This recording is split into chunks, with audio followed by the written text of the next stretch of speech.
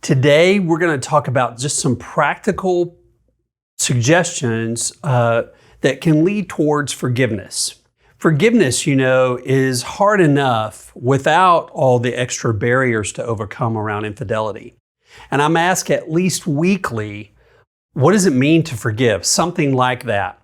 A couple of years ago, I was working with a couple. She had been unfaithful, and he kept asking me questions like that, and he'd read a couple of books. He read several entries on the blog about forgiveness, and he just had this really difficult time wrapping his head around what forgiveness is, what would it look like, and what would it feel like. So we spent many sessions just talking about that. But once you have a cohesive story, then you know what it is you're actually going to forgive. Keep in mind this simple but very important fact that forgiveness does not dictate or mandate reconciliation. At A Fair Recovery, we believe that those are two very different components to forgiving and moving through infidelity. The first one is an internal aspect of forgiveness, which has really little or nothing to do with reconciliation with the other person. It's a personal choice to release the other person from retribution as a result of their offense.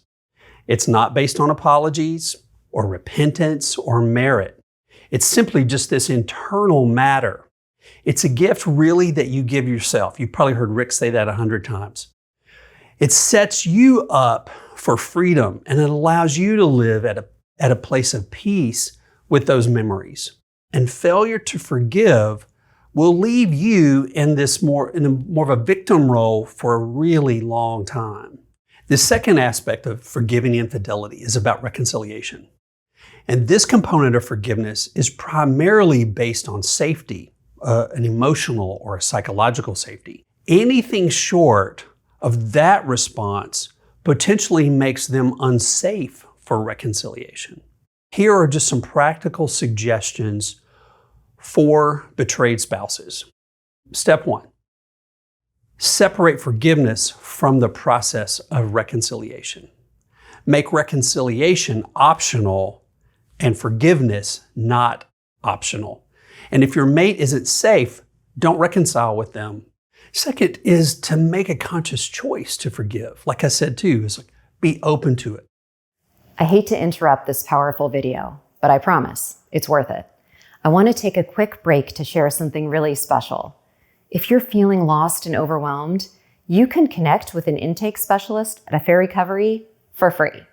These are individuals who have walked this path themselves.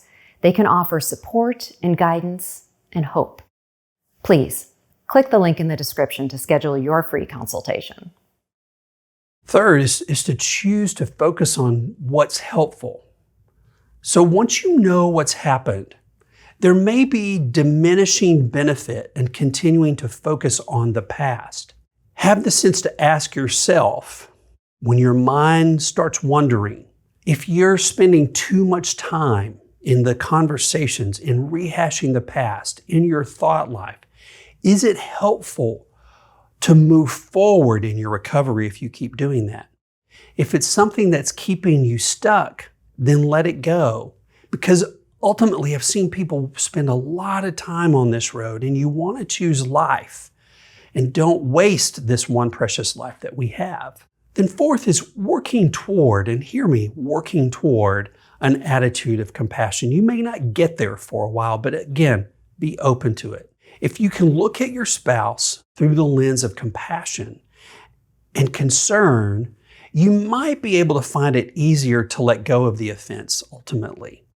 Forgiving infidelity is not a sign of weakness, and it doesn't minimize the magnitude of the betrayal. Rather, it allows you to move forward and to free from the hurtful actions of your spouse. Fifth, don't hang on to entitlements. Charles Dickens says that in every life, no matter how full or empty one's purse, there's tragedy. It is the one promise that life always fulfills. Thus, happiness is a gift, and the trick is not to expect it, but to delight in it when it comes and add to others people's store of it. Don't hang on to these entitlements. Your mate may have destroyed your happiness for a moment, but life is hard and often unjust. But just try to keep your expectations realistic. And 6, take care of yourself. For the betrayed spouse, I think this may be one of the most important things. I feel like I say it almost daily. Self-care for the betrayed spouse is vitally important. It's one of the most important factors in your recovery. That varies for person to person. I've suggested things like a massage or a pedicure or a manicure or a yoga class or something. And some people will say, well, Wayne, that's just maintenance. So what may be maintenance to you might be self-care to another. You get to decide what that self-care is. But I can just tell you that things like a lack of sleep, isolation, depression will only make forgiving infidelity more difficult. And it's not fair since you aren't the one who cheated, but you're the only one who can take the necessary steps to heal from those wounds created by your spouse. And 7th, be aware of your own humanity. C.S. Lewis says that all saints must keep one nostril keenly attuned to their own inner cesspool. Be willing to consider what you have been forgiven for in the past or where you may need forgiveness as well.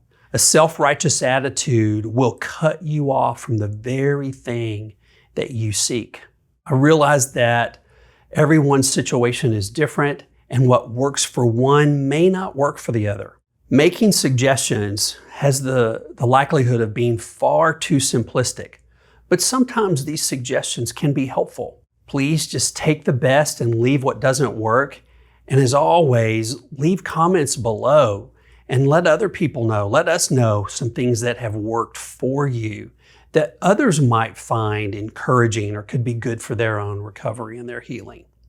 And last, if you've been betrayed, I hope you'll consider taking the Harboring Hope course. There's no better resource that I know of for helping you wrap your mind around what has happened and to help you move forward.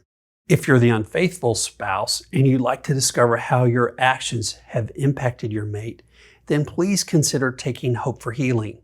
Again, please feel free to leave some comments.